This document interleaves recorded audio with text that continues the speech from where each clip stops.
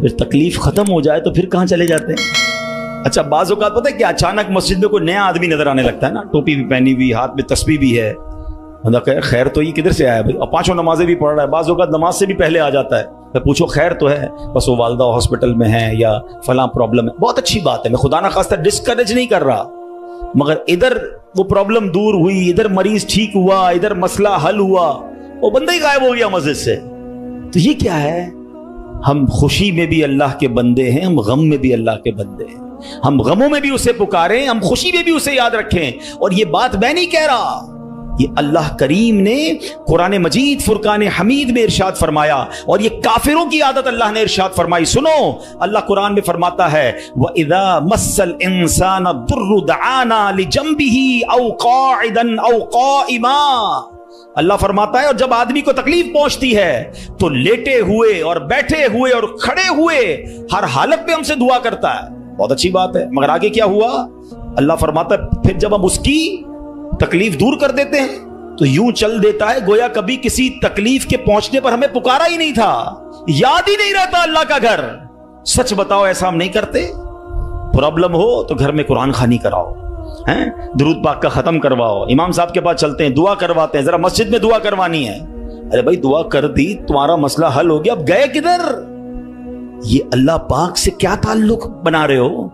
ایسا نہ کریں۔ اچھا پھر دعا تو ہم سارے ہی مانگتے ہیں نا، اللہ کو تو ہم سارے ہی پکارتے ہیں، پکارنا کیسے ہے، اس کے طریقہ کیا ہے، اللہ سے دل سے کنیکٹیویٹی کیسے کرنی ہے، توجہ اللہ، سمجھ لے یہ آج میرا موضوع ہے، اللہ کی طرف توجہ کیسے کرنی ہے، اور پھر ہماری مشکلیں کیوں نہ آسان ہو جائیں۔ اے میرے پیارے اسلامی بھائیوں، ابتحال یہ ایک بڑا مشکل لفظ ہے، مگر آج اس کی تعریف سمجھ لیجئے، بڑی کمال کی تعریف ہے کہ ایک اصطلاح ہے ابتحال، اس کے معنی ہے دعا میں گر گڑانا، ہاتھوں کو بلند کرنا، پوری توجہ سے اللہ پاک کی بارگاہ میں عرض کرنا، یہ ہمارے آقا علیہ الصلوۃ والسلام کی پیاری سنت ہے، اس لیے اللہ پاک کے حضور گر گڑا کر پوری توجہ کے ساتھ دعا مانگنے کی عادت بنائیں، ایسے دعا مانگیں گے تو انشاءاللہ برکتیں نصیب ہوں گی۔ قرآن پاک کی ایک سورت ہے سورہ انبیاء، اس مبارک سورت میں کئی انبیاء کرام کا تذکرہ ہے، اس میں بالخصوص انبیاء کرام کا یہ وصف بھی ذکر ہوا کہ اللہ پاک کے پیارے نبی اللہ پاک کی بارگاہ میں دعائیں کیسے مانگتے تھے، کیسے دعائیں کرتے، اور کوئی بھی مشکل آتی تھی تو اللہ کی طرف رجوع لاتے، توجہ اللہ کرتے، اور گر گڑا کر بے قراری کے ساتھ اللہ رب العالمین کی بارگاہ میں دعا مانگتے۔ سبحان اللہ، حضرت نوح علیہ السلام آپ نے 950 سال تک لوگوں کو اللہ کی طرف بلایا۔ اب یہ بڑا ان کی زندگی جو ہے نا بڑا خوبصورت ہمارے لیے میسج بھی ہے۔ 950 سال میں آپ کو پتہ ہے کتنے لوگ ایمان لائے؟ کم و بیش 80 لوگ ایمان لائے۔ کدھر 950 سال اور صرف 80 لوگ ایمان لائے؟ اس میں بڑا درس ہے ہم سب کے لیے کہ اللہ کے نیک بندوں کو بعض اوقات اچھے کاموں میں تکلیف آتی ہے، ہمت نہیں ہارنی ہوتی۔ ہم تھوڑا سا کوئی نیکی کا کام کریں، کوئی ساتھ نہ دے، بندہ کہتا ہے میں تو کچھ نہیں کرتا، نیکی کا زمانہ نہیں ہے بھائی، میں تو اللہ کے لیے کر رہا تھا، کوئی ساتھ ہی نہیں دے رہا، فلاں نے تو دل توڑ دیا، فلاں نے ساتھ نہیں دیا۔ ارے اللہ کے بندو، یہی تو امتحان ہے، آپ استقامت، آپ کا کام کرنا ہے، تعداد کو نہ دیکھیں، اللہ کی رضا کو دیکھیں۔ 950 سال میں لوگوں نے بات نہیں مانی، پھر آپ نے اللہ کی بارگاہ میں جب دعا کی کہ لوگ حضرت نوح علیہ السلام پر تشدد بھی کرتے، برا بھلا بھی کہتے تھے، ایک تو تھا ایمان بھی نہیں لا رہے تھے اور پھر مارتے بھی تھے، تکلیف بھی دیتے تھے، تو اللہ تبارک و تعالیٰ کی بارگاہ میں جب دعا کی نا تو اللہ نے قرآن میں فرمایا فَاسْتَجَبْنَا لَهُ فَنَجَّيْنَاهُ وَأَهْلَهُ مِنَ الْكَرْبِ الْعَظِيمِ، اللہ فرماتا تو ہم نے اس کی دعا قبول کی اور اسے اور اس کے گھر والوں کو بڑی سختی سے نجات دی۔ اللہ سے دعا مانگی، باقی قوم کے لیے طوفان آیا اور وہ قوم اس طوفان میں غرق ہو گئی۔ اللہ نے بڑی تکلیف سے حضرت نوح کو نجات دی، کیوں؟ آپ نے دعا مانگی، آپ نے اللہ سے بات کی۔ حضرت نوح علیہ السلام کی اس دعا کے نتیجے میں کفار پر کیسا سیلاب آیا کہ سب برباد ہو گئے۔ اسی طرح حضرت ایوب علیہ السلام پر آزمائش آئی تھی نا، آپ پر طرح طرح کی بیماریاں بھی تھیں، آپ کے بچے بھی دنیا سے چلے گئے، آپ کا کاروبار، آپ کا مال سب برباد ہو گیا۔ اللہ اکبر، آپ نے اللہ کو کیسے پکارا، اور یہ دعائیں کتنی مقبول ہیں کہ قرآن میں موجود ہیں، بلکہ اس کو تو یاد کر لو، کیا ترجمہ ہے، آنسو آ جائیں گے آپ کی آنکھ میں۔ حضرت ایوب کہتے ہیں انی مسنی الضر وانت ارحم الراحمین. اس کا ترجمہ سنو کہ بے شک مجھے تکلیف پہنچی ہے اور تو سب رحم کرنے والوں سے بڑھ کر رحم کرنے والا ہے. اگر تکلیف پہنچے تو کیوں دنیا کو پکارنا ہے, کیوں دنیا والوں کے پاس جانا ہے؟ چلو نا اس کے دربار میں چلتے ہیں جس سے تکلیف دور کرنی ہے. حضرت ایوب علیہ السلام نے رب کو پکارا نا, انی مسنی الضر وانت ارحم الراحمین. یہ وہ دعا ہے جو قبول ہے, یہ وہ دعا ہے جس کے صدقے میں حضرت ایوب کو شفا بھی دی گئی اور ساری مال دولت اولاد واپس عطا کر دی گئی. اگر آپ بھی کسی پریشانی میں ہیں, آپ بیماری میں ہیں, آپ قرضے میں ہیں, آپ مصیبت میں ہیں, آؤ نہ رب سے حضرت ایوب کے انداز میں دعا مانگتے ہیں نا. اچھا یہ دعا اللہ نے ہمیں سکھانے کے لیے تو قرآن میں عطا فرما دی نا کہ میرے بندو میرے دربار میں مانگنا ہے تو یوں ہی مانگ لو جیسے میرے نبی نے مانگا ہے. اللہ اکبر. علماء کہتے ہیں یہ بڑی دلاسا دینے والی دعا ہے, یہ بڑی مشکلوں کو ٹالنے والی دعا ہے, یہ تکلیفوں میں کام آنے والی دعا ہے. ترجمہ تو دیکھو نا, یعنی اللہ کے سامنے اپنا مسئلہ پیش کر دیا آپ نے کہ بے شک مجھے تکلیف پہنچی ہے اور تو سب رحم کرنے والوں سے بڑھ کر رحم کرنے والا. اے اللہ بیمار ہوں, اے اللہ پریشان ہوں, اے اللہ قرضے میں ہوں, کہو نا رب سے مجھے تکلیف پہنچی ہے, مجھے ستاتے ہیں لوگ, مجھے تکلیف دیتے ہیں, مجھے پریشان کرتے ہیں لوگ, اور تو سب رحم کرنے والوں سے بڑھ کر رحم کرنے والا. اور جب آپ نے دعا کی تو دعا کیسے قبول ہوئی؟ یہ بات بھی رب نے قرآن میں ارشاد فرمائی سورہ انبیاء میں, فَاسْتَجَبْنَا لَهُ فَكَشَفْنَا مَا بِهِ مِن ضُرٍّ وَآتَيْنَاهُ أَهْلَهُ وَمِثْلَهُمْ مَعَهُمْ رَحْمَةً مِّنْ عِنْدِنَا وَذِكْرَىٰ لِلْعَابِدِينَ. اللہ قرآن میں فرماتا تو ہم نے اس کی دعا سن لی, تو ہم نے دور کر دی جو تکلیف اسے تھی, ہم نے اسے اس کے گھر والے اور ان کے ساتھ نہیں اور عطا کیے, اپنے پاس سے رحمت فرما کر اور بندگی والوں اس کے گھر والے اور ان کے ساتھ نہیں اور عطا کیے, اپنے پاس سے رحمت فرما کر اور بندگی والوں کے لیے نصیحت ہے. حضرت یونس پر کیسی آزمائش آئی تھی؟ کوئی سوچ سکتا ہے کہ مچھلی کے پیٹ میں ہمیں تھوڑی سی پرابلم آئے ہم بے قرار, بے چین, شکوے, شکایت. ارے نبی ہیں, کائنات میں انبیاء سے بڑھ کر کسی کا مرتبہ نہیں ہے. کوئی غوث, کوئی ابدال, کوئی کتب کسی صحابی کے مرتبے تک نہیں پہنچ سکتا. یہ مرتبہ صحابہ کا ہے, مگر کوئی صحابی کسی نبی کے مرتبے تک نہیں پہنچ سکتا. یہ انبیاء کا مرتبہ, یہ ترتیب یاد رکھا کرو. اعلیٰ حضرت نے تو ایک شعر میں پوری ترتیب بتا دی نا. خلق کون ہے؟ ہم لوگ ہیں, عام لوگ. خلق سے اولیاء, اولیاء سے رسول, اور رسولوں سے اعلیٰ ہمارا نبی. ہمارے آقا تو سب سے اعلیٰ ہے نا, مگر انبیاء کی بات کمال ہے. اور انبیاء میں کون ہے؟ حضرت یونس علیہ السلام. مچھلی کے پیٹ میں کیسی تکلیف, زندہ رہوں گا کہ نہیں, باہر نکلوں گا کہ نہیں, اندھیری غار, نظر بھی کچھ نہیں آ رہا, مگر وہاں بھی اللہ کو پکارا انہوں نے. اللہ قرآن میں فرماتا ہے فَاسْتَجَبْنَا لَهُ وَنَجَّيْنَاهُ مِنَ الْغَمِّ وَكَذَلِكَ نُنْجِي الْمُؤْمِنِينَ. اللہ قرآن میں فرماتا ہے اور تو ہم نے اس کی پکار سن لی اور اسے غم سے نجات بخشی, اور ایسی ہی نجات دیں گے مسلمانوں کو. بلکہ بڑی پیاری دعا یاد کر لو آج. حضرت یونس علیہ السلام نے جو مچھلی کے پیٹ میں تھے نا, جو دعا مانگی تھی نا, علماء کہتے ہیں وہ دعا پتہ ہے کون سی تھی؟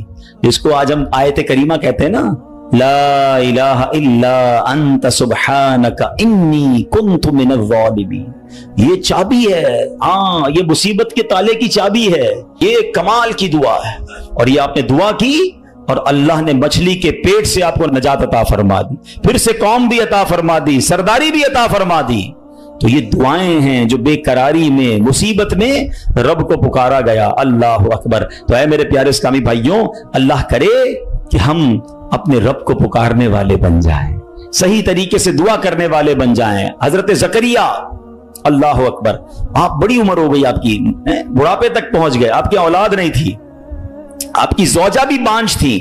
آج کل ڈاکٹر کہہ دیتے ہیں نا کہ اولاد نہیں ہو سکتی, ہم ڈاکٹروں کی بڑی مانتے ہیں. ارے ڈاکٹر کچھ بھی کہہ دے, ان اللہ علی کل شیء قدیر, میرا رب جو چاہے وہ کرنے پر قادر ہے.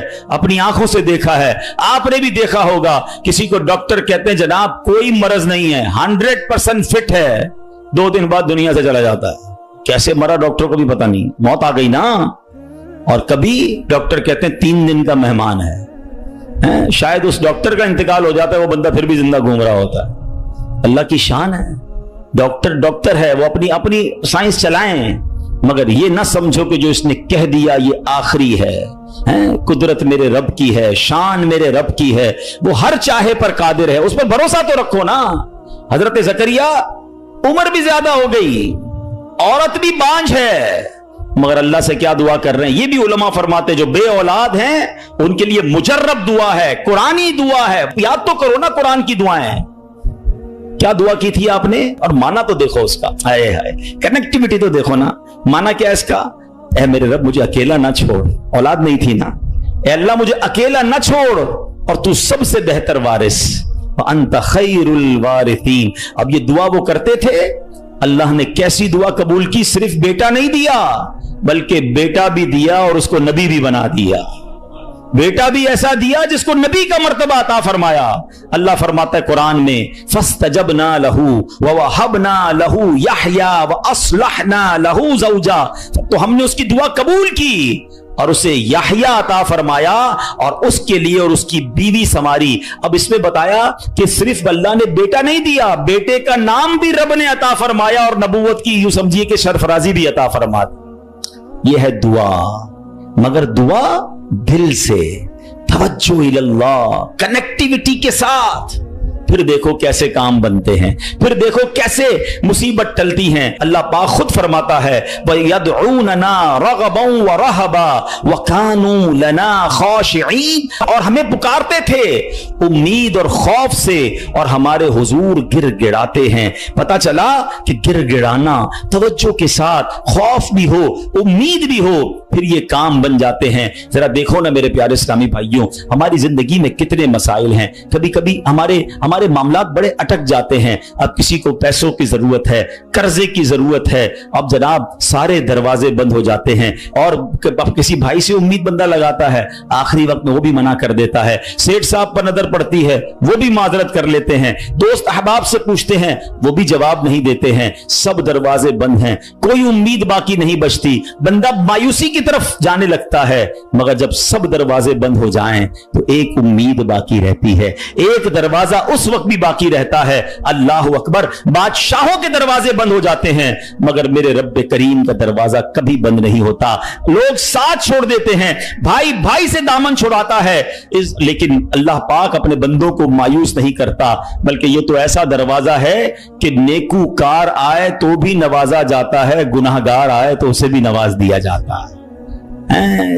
तू करीम ही जो ठहरा तो करम के क्या ठिकाने, तू करीम ही जो ठहरा तो करम के क्या ठिकाने, तू नवाजने पे आए तो नवाज दे ज़बाने। दिल से दुआ कैसे असर करती है। हो सकता है किसी के जहन में आए कि बात तो मौलाना साहब बिल्कुल ठीक कर रहे हैं, मेरे लिए भी सारे दरवाजे बंद हो गए हैं, मगर मेरा मामला सुलझेगा कैसे, मामला बनेगा कैसे। चलो मैं आपको दो वाकयात सुनाता हूं जिससे इंशाअल्लाह बात मजीद समझ आ जाएगी।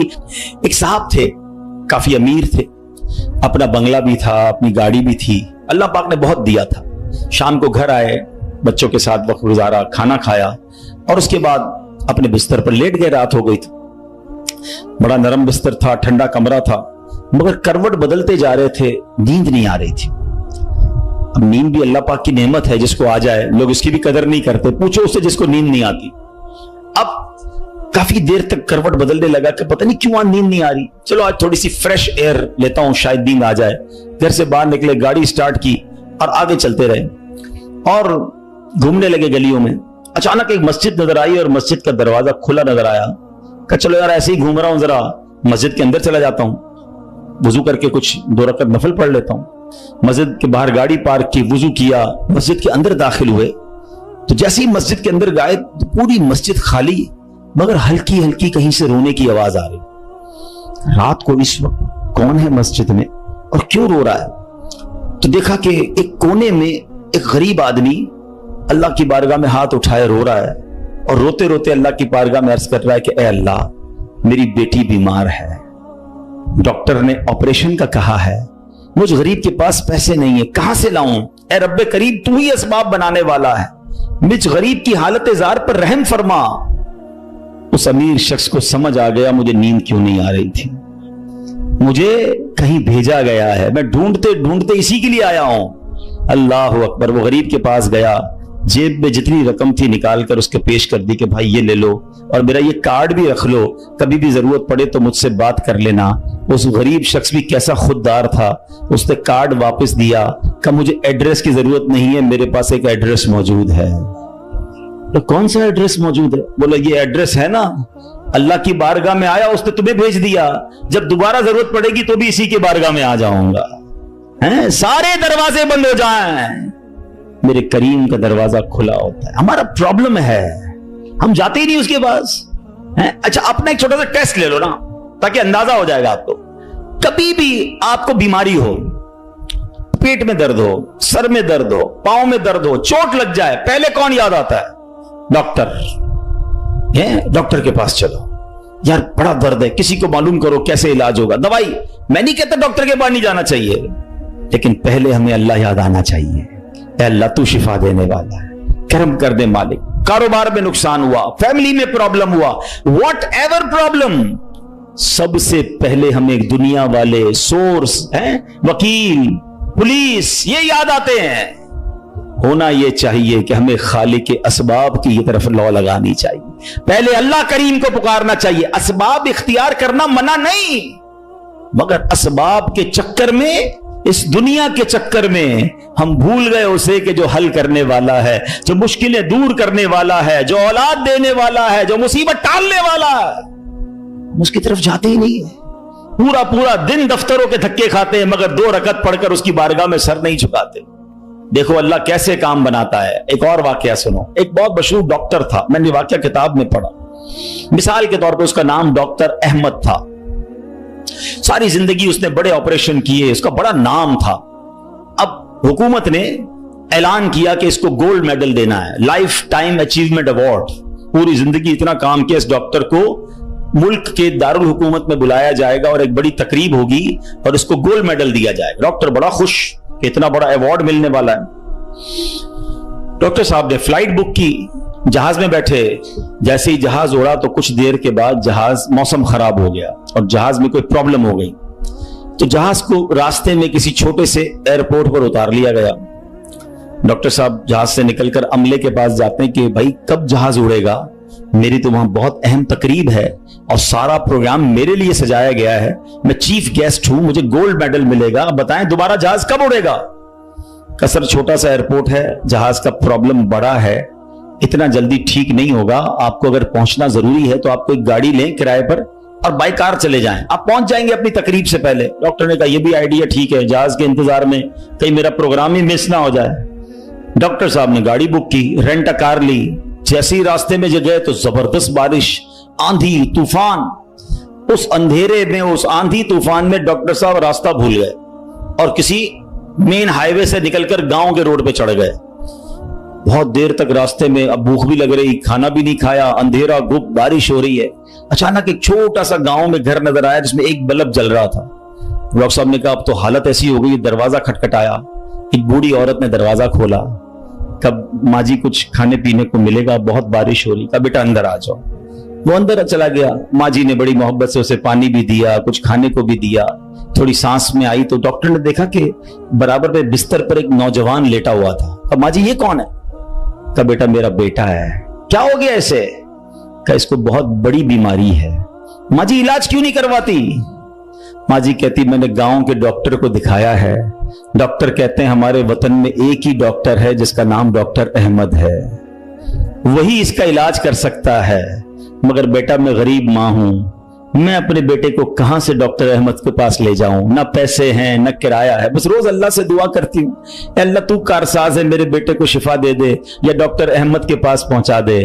डॉक्टर अहमद रोने लगा, कहता है माँ जी मैं ही डॉक्टर अहमद हूं और अल्लाह ने मुझे तेरे घर पे भेज दिया है। जहाज का खराब होना, छोटे एयरपोर्ट पर उतरना, रेंट अ कार लेना, रास्ता भूल जाना, किसी और घर पे न रुकना, उसी झोपड़ी के किनारे पर रुकना और उस घर में जाना और उस मरीज का इलाज करना। अब भी नहीं मानोगे, इन्नल्लाह अला कुल्लि शैइन कदीर, मेरा रब जो चाहे वो करने पर कादिर। बस हमारा भरोसा हिल जाता है।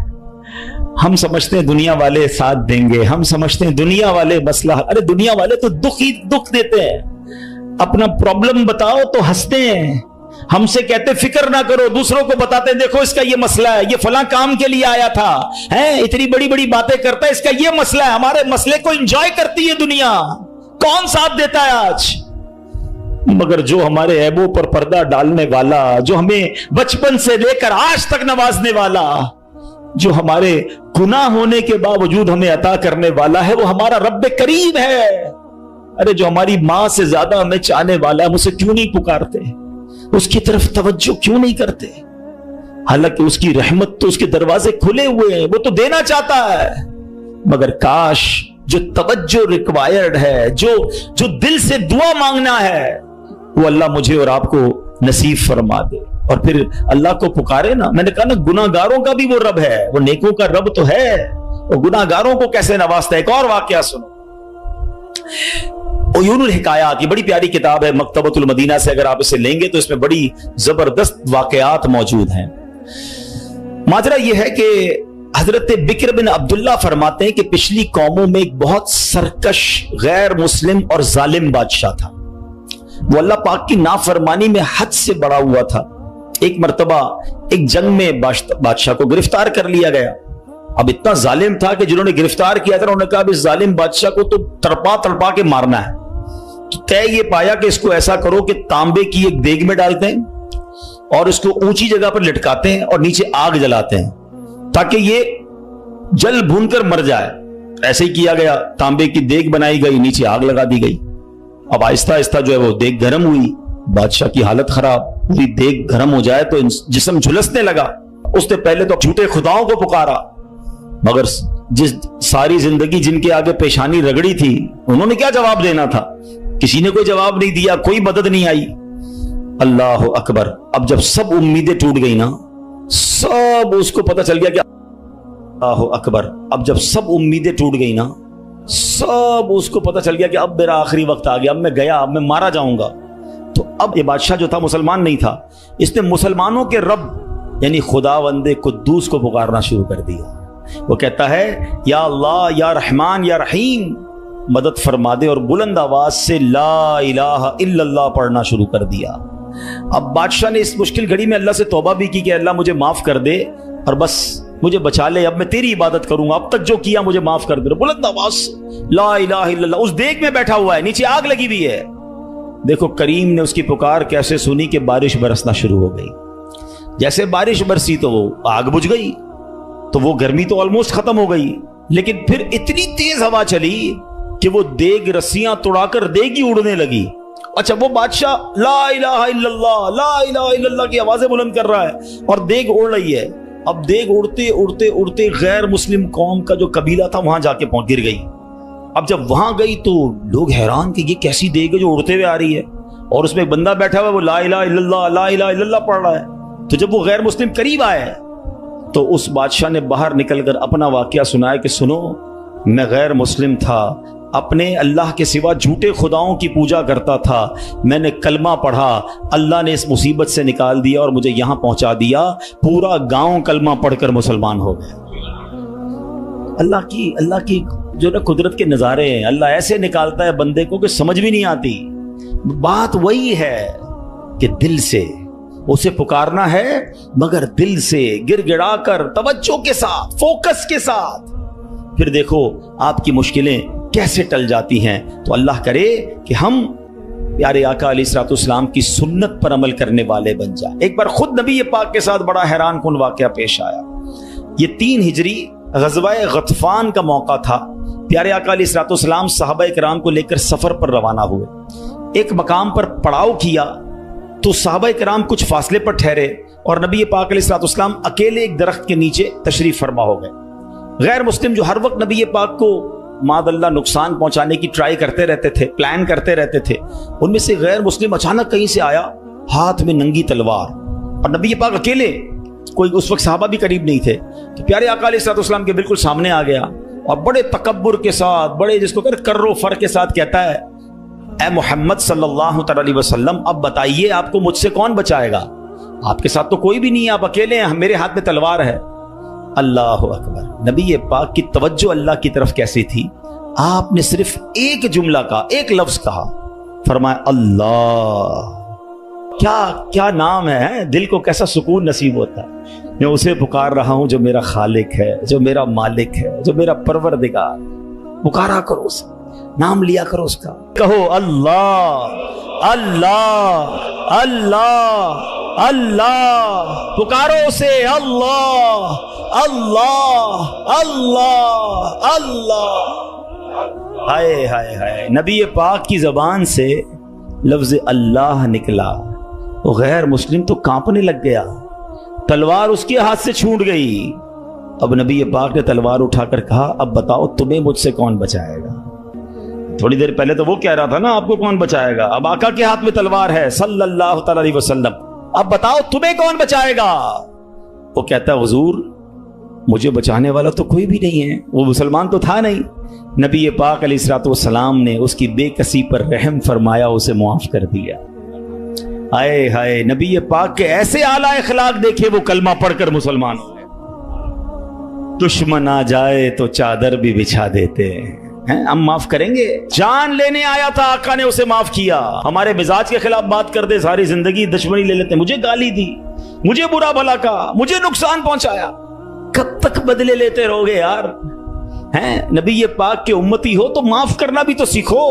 آقا علیہ الصلوۃ والسلام جانی دشمن کو معاف کر دیتے، ہم اپنے بھائی کو معاف کرنے کے لیے تیار نہیں ہوتے۔ نہیں میں نہیں جاؤں گا بھائی کے گھر، ہم نہیں جاتے فلاں رشتہ دار کے گھر، ہم نہیں بلاتے کسی کو دعوت میں۔ چھوٹی چھوٹی باتیں ہیں، کبھی دعوت نہیں دی تھی آپ کو اس وجہ سے، کبھی سیدھے منہ بات نہیں کر سکے، آپ کو ویلکم نہیں کر سکے، آپ کو تحفہ نہیں بھجوایا، اتنی چھوٹی بات پر آپ نے رشتہ داریاں ختم کر دی۔ اور ایک طرف کہتے ہو کہ نبی پاک کے امتی، آقا کے غلام۔ اچھا نعتیں سب کو یاد ہیں، یاد کرو نا، نبی پاک کی سنت پر تو عمل کرو، کسی کو تو معاف کرو۔ بندہ کہتا میں بتاتا ہوں، مجھے گالی دی ہے، اب میں بتاتا ہوں، وہ ایک گالی دیتا ہے ادھر سے 7 گالیاں جاتی ہیں۔ اور صحیح بات یہی ہے، جو کہتا ہے میں بتاتا ہوں، وہ واقعی بتا دیتا ہے وہ کون ہے، اس کے اندر کتنا گند بھرا ہوا ہے۔ اگر وہ آپ کے ساتھ برا کر رہا ہے تو آپ کو کس نے اجازت دی ہے برا کرنے کی؟ ایک عجیب سا جملہ مشہور کر دیا گیا ہے کہ جناب ہم شریف کے ساتھ شریف ہیں، بدماش کے ساتھ بدماش ہیں۔ مجھے آج تک سمجھ نہیں آیا کون سا بٹن لگا ہوا ہے آپ کے اندر بھائی؟ شریف کے ساتھ شریف ہوتے ہو، بدماش آتا ہے آپ بھی بدماش بن جاتے ہو، تو پھر تو آپ بھی بدماش ہوئے نا بھائی۔ شریف آدمی شریف کے ساتھ شریف ہوتا ہے، بدماش کے ساتھ بھی شریف ہوتا ہے، تبھی تو بدماش کی اصلاح ہوگی نا، مسلمان ہوا نا یہ شخص۔ نبی پاک نے معاف کر دیا تو خدا را آقا کی سنت کو ادا کریں، اور جیسی بھی مشکل، جتنی بڑی مشکل ہو، آپ بس دعا کریں، اللہ کو پکاریں، اللہ کو یاد کریں، توجہ اللہ کی طرف جائے۔